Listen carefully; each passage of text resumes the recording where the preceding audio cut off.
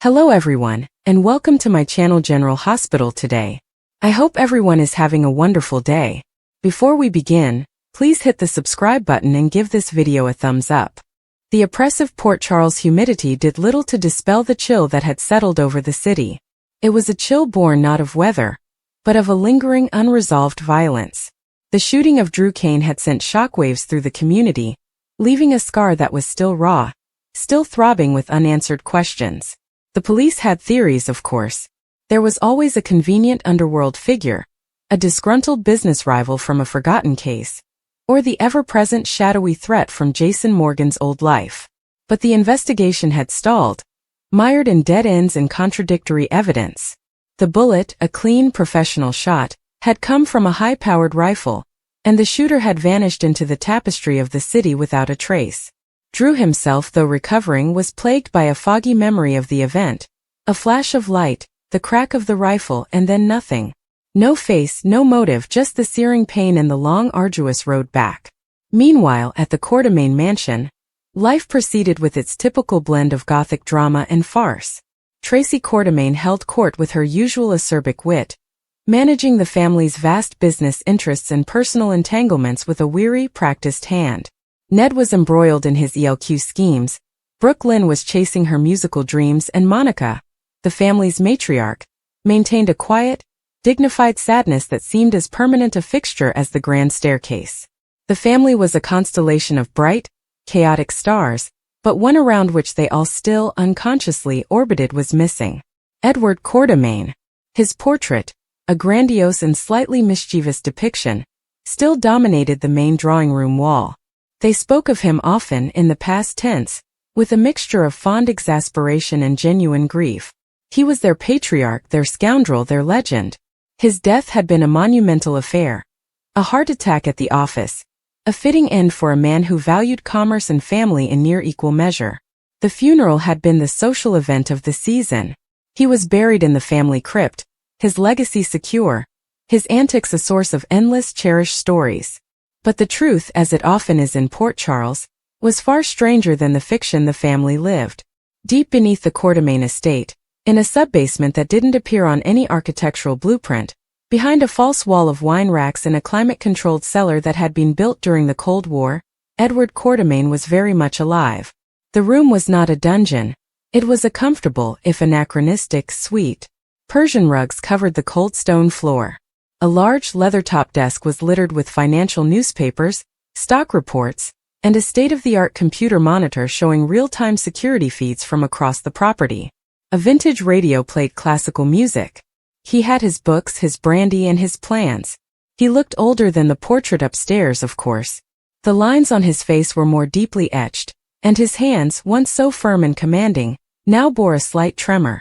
But the fire in his eyes was undimmed.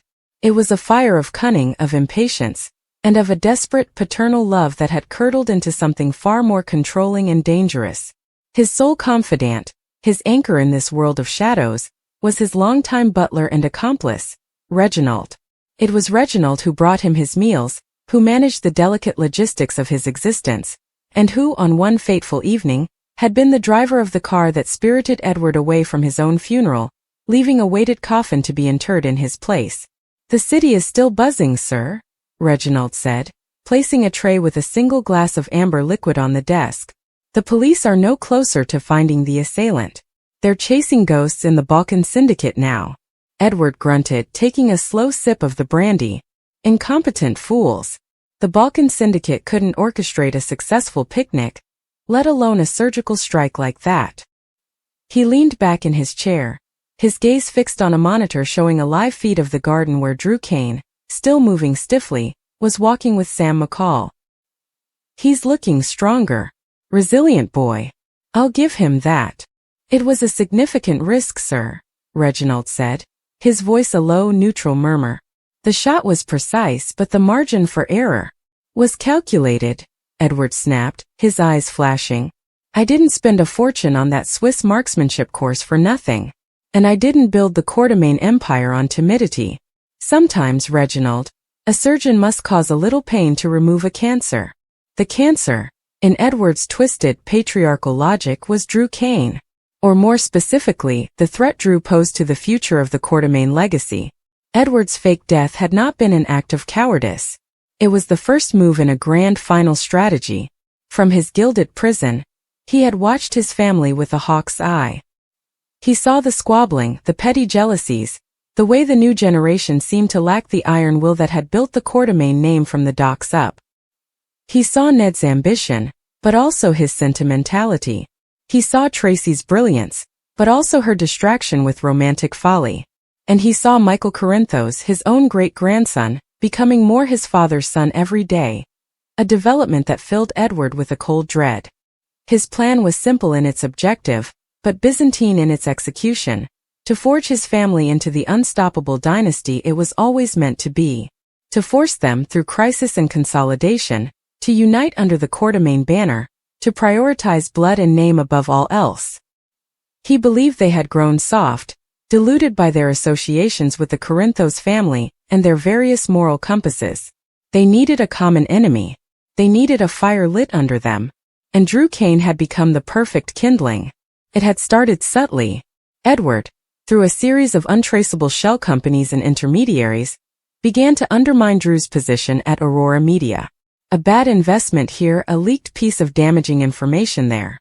He'd manipulated stock prices, planted rumors in the press, all designed to make Drew look incompetent, reckless. He wanted to isolate him, to make him vulnerable. But Drew was more resilient than Edward had anticipated. He had the support of Sam, of his brother Jason when he was in the picture, and most gallingly of Michael, who saw Drew as a mentor and a friend. This alliance between Michael and Drew was the deepest cut. Edward saw it as a betrayal of their blood. Michael was a Quartermain.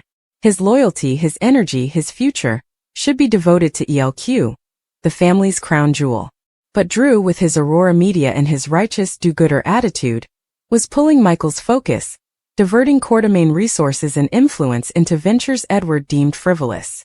In Edward's mind, Drew wasn't just a business rival. He was a corrupting influence, a siren song luring the next generation of Quartermains away from their birthright. The final straw had been a proposed merger. Drew and Michael were in advanced talks to deeply intertwine Aurora and ELQ's media holdings. To Edward, this wasn't a merger. It was a hostile takeover, a Trojan horse. It would put a man who wasn't a Quartermain by blood in a position of immense power over the family's destiny. He couldn't allow it. A boardroom battle was too uncertain. The family was too fractured. He needed something more dramatic, more visceral. He needed a martyr, or rather, he needed to create a situation where Drew was the victim, but in a way that would ultimately benefit the Quartermains. Shooting Drew was never about murder. It was about control. It was a message, written in gunpowder and blood. The planning had been meticulous. He'd chosen the location, a public space where Drew felt safe, to maximize the shock value. He'd used a rifle he'd acquired decades ago, one that could never be traced to him. He'd studied Drew's routines, his security detail, the blind spots in the city's surveillance. The shot was designed to wound, to incapacitate, to send a shock through the system without ending a life. Edward was many things. A schemer, a manipulator, a tyrant, but he wasn't a cold-blooded killer. At least, that's what he told himself in the dead of night. This was business. The most important business of his life. The business of family. The aftermath had unfolded largely as he'd predicted. The shooting had sent the entire city, and his family in particular, into a state of high alert. It had drawn them all closer together, into the protective shell of the Quartermain mansion. Old grudges were momentarily set aside. Tracy and Ned were united in their outrage. Michael's Corinthos instincts for retribution were activated, but they were now channeled through a Quartermain lens. The threat to Drew was perceived as a threat to them all. A threat to the new, more enlightened world they were trying to build. The irony was delicious to Edward. They were uniting against a phantom he had created. He watched it all from his underground lair. He saw the fear in their eyes, the renewed sense of purpose. It was working. The family was being tempered in the fire of this crisis. But a new, unforeseen variable had entered the equation, the investigation itself. Detective Harrison Chase, earnest and dogged, was refusing to let the case go cold. And he was getting closer than anyone, including Edward, could have anticipated. It started with a seemingly insignificant detail. A traffic camera a mile from the shooting scene had captured a blurry image of a vintage car, a model favored by collectors, turning down an alley. It was an anomaly. The car didn't fit the profile. The Balkan Syndicate used modern, anonymous sedans. Chase, operating on a hunch, began cross-referencing the owners of such vehicles in the Port Charles area. It was a long shot, a needle in a haystack. Meanwhile, down below, Edward was growing restless. The initial phase of his plan was complete, but the family's unity was still fragile. He needed to escalate. He began a new campaign of psychological manipulation. Using encrypted, untraceable methods, he started sending messages. Not threats, but warnings. A note to Michael slipped into his ELQ paperwork that read, "Consolidate your assets. The wolf is at the door." An email to Tracy from a dummy account suggesting that old rivals are watching, waiting for a sign of weakness. He was the ghost in their machine, the unseen hand guiding them toward the fortress he wanted them to become. He even targeted Drew, who was now plagued by more than just physical pain. A letter arrived at Drew's penthouse, typed on old-fashioned bond paper. It contained no direct threats, only a cryptic passage from Sun Tzu's The Art of War. The supreme art of war is to subdue the enemy without fighting. It was signed with a single elegant initial, Q. Drew showed the letter to Sam and Michael. Q? Quartermain. Michael had been horrified. That's insane. Who in my family would do this? Why? It's a sick joke, Sam insisted, though her eyes betrayed her doubt. Someone trying to mess with us, to capitalize on the shooting. But Drew was quiet. He'd been having flashes, not of the shooting itself, but of the moments before. A glint of light from a high window. The cry of a specific bird that nested in the old, gnarled oaks near the Quartermain estate. A scent on the air. A peculiar mixture of expensive cigar smoke and the specific dusty aroma of old books. It was a scent he associated with one place, and one place only, the Quartermain Mansion Library. He didn't voice these suspicions. They felt too absurd, too disloyal to the family that had, in many ways, taken him in. But the seed was planted. Back in the sub-basement, Edward was reviewing security footage from the night he'd sent the letter to Drew. He'd been careful, using Reginald to handle the physical drop, but he saw a flaw. A new citywide camera, installed just the week before, had caught a fleeting glimpse of Reginald's coat sleeve as he deposited the envelope in the outgoing mail. It was nothing, a phantom image, but it was a data point. "The city is adding more eyes, Reginald," Edward muttered, his face illuminated by the cool blue light of the monitor. "It's becoming a prison of light. Perhaps it is time to consider concluding the strategy, sir," Reginald suggested gently. "The family is wary. They are looking over their shoulders. The desired effect may have been achieved." "Achieved?" Edward laughed, a dry rasping sound. "They're huddling together, Reginald, like frightened sheep. I need them to become wolves. They need to be angry. They need to be ruthless. This is just fear. Fear is not a foundation. It's a reaction." He pointed a bony finger at the screen showing Michael's office. "He's still talking about rebuilding Aurora with Drew. He hasn't learned the lesson." It was then that Edward made his second, and nearly fatal mistake. Impatient, he decided to force Michael's hand. He orchestrated a complex financial attack on one of Aurora's key subsidiaries, a move designed to look like corporate sabotage from a rival conglomerate. The plan was to push Aurora to the brink of collapse, forcing Michael to choose between saving Drew's company or pouring all his resources into protecting ELQ. The scheme was brilliant in its financial cruelty, but it left a digital footprint. A complex money trail winding through offshore accounts eventually led to a shell corporation that, upon deeper investigation by a forensic accountant hired by the PCPD, was found to be linked to a trust fund Edward had set up for a secret, personal project decades ago. A project even his family knew nothing about. Detective Chase, piecing together the traffic camera footage, the mysterious Q letters, and now this financial thread, felt a cold dread settle in his stomach. The connections were tenuous, circumstantial, but they all pointed in one impossible direction. He went to see Laura Collins, the commissioner, his theory sounding insane even to his own ears. "Laura, I know how this sounds," he said, spreading the documents on her desk. The car is a 1972 Rolls-Royce Silver Shadow. There are only 3 registered in the county. One belongs to a museum, one is in storage in Albany, and the third was the personal vehicle of Edward Quartermain. Laura stared at him, her expression a mask of professional calm. Edward Quartermain is dead, Harrison. We all attended his funeral. I know. But the financials, this shell corporation, Praetorian Holdings. It was used to purchase a specialized long-range rifle in Belgium 5 years ago. The ballistics are a match for the Kane shooting. And Praetorian was funded by a trust established by Edward in the 1980s. It could be someone using his old assets, Laura reasoned, though her face was pale. A disgruntled employee. A family member. The Q letters, Chase pressed on. The scent Drew remembered: cigars and old books. It's him, Laura. I know it sounds like madness, but what if he's not dead? What if all of this is him? Laura was silent for a long time, the weight of the implication crushing. Edward Quartermain was a pillar of the community. The scandal would be catastrophic. The damage to the family, it was unthinkable. This stays between us, she said finally, her voice low and firm. You do not breathe a word of this to anyone. Not to your partner, not to your wife. We need irrefutable proof. If you're wrong, you'll destroy your career. If you're right. She didn't finish the sentence. She didn't need to. The noose was tightening, and Edward, in his arrogance, felt the first faint brush of its fibers against his neck.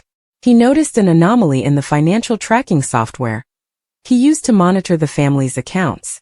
A query, sophisticated and hidden, had pinged the Praetorian Holdings files. Someone was looking. Someone who knew what they were looking for. A rare flicker of genuine fear passed through him. This was not part of the plan. He had anticipated police incompetence, family denial, but not this kind of intelligent, persistent digging. He called for Reginald. We have a problem, Edward said, his voice losing some of its customary bluster. The Praetorian files have been accessed. Reginald's face, usually a placid mask, showed genuine alarm. Sir, that is concerning. The trail, if followed diligently. I know where it leads. Edward snapped. He stood, pacing the limited confines of his room. It's that Chase boy. Too smart for his own good. Just like his father. He stopped, his mind racing, discarding one contingency plan after another. He couldn't kill Chase. That would be an admission of guilt. A messy, emotional act far beneath him. He needed to discredit him, to redirect him. He devised a new scheme, a piece of misdirection worthy of a grandmaster. He would use one mystery to bury another. He began forging evidence, a few digital breadcrumbs, a fabricated eyewitness statement, a financial transfer, that would point directly to a known, but elusive international industrial spy named Alistair Croon. Croon was a ghost, a convenient scapegoat who had been implicated in corporate espionage from Silicon Valley to Wall Street. The narrative would be perfect. Croon had been hired by a rival to destabilize ELQ by taking out Drew Kane, a key ally. The vintage car? A rental since disposed of. The financials? Croon was a master of laundering money through old, defunct corporate entities like Praetorian. It was a work of art, a tapestry of lies woven with just enough truth to be believable. And Edward, the master weaver, set the loom in motion. As this was happening, Drew's subconscious was finally breaking through the wall his trauma had built. He dreamt of the shooting, not as a blur, but with a terrifying new clarity. In the dream he saw the window, the rifle barrel. And just for a second before the flash he saw the shooter's face. It was lined with age, the eyes burning with a fierce, almost divine intensity. The eyes were framed by a shock of white hair. They were the eyes from the portrait in the drawing room. He woke with a gasp, drenched in sweat, the name on his lips. Edward. He told Sam, who stared at him in stunned silence. Drew, that's impossible. Is it? Drew's voice was raw. The cue, the scent, the fact that all of this has somehow, against all odds, made the Quartermains stronger, more paranoid, more insular. It's exactly what he would have wanted. He was always trying to toughen us up, to teach us about the real world. This is his final, twisted lesson. Sam, a woman well acquainted with Port Charles's capacity for the unbelievable, felt a chill that had nothing to do with the air conditioning. We have to tell someone. Tell them what? Drew asked, a bitter laugh escaping him. That I had a dream a dead man shot me? Chase would have me committed. But we need to watch. We need to be ready. The climax arrived on a stormy night. The wind howled around the Quartermain mansion, rattling the old window panes. Inside, the family was gathered for a tense dinner. The croon theory was now the PCPD's leading one, thanks to Edward's masterful manipulation of the evidence. A sense of grim resolution had settled over them. They had a name, a face, a target for their anger. Down below, Edward listened to the dinner conversation through a hidden microphone. He heard Michael vowing to use all of ELQ's resources to hunt down Croon. He heard Tracy speaking of fortifying our position. He heard Ned discussing a new, more aggressive business strategy. He smiled, a thin, triumphant smile. They were becoming what he had always wanted them to be. They were wolves. But his triumph was short-lived. A new alert flashed on his monitor. A motion sensor had been triggered in the wine cellar, the one that led to his secret door. It wasn't Reginald. He was upstairs serving dinner. Someone else was down there. It was Drew. Armed with nothing but his conviction and a flashlight, he had decided to act on his dream. He remembered Edward showing him the wine cellar years ago, boasting about its secrets. He remembered the man's love of hidden panels and clandestine spaces. He was moving along the wall, tapping, listening for a hollow sound. Upstairs, the dinner was interrupted by an argument between Brooklyn and Ned, their raised voices masking the faint, scrabbling sounds from below. Edward watched Drew on the monitor, his heart hammering against his frail ribs. This was the one variable he had never truly accounted for.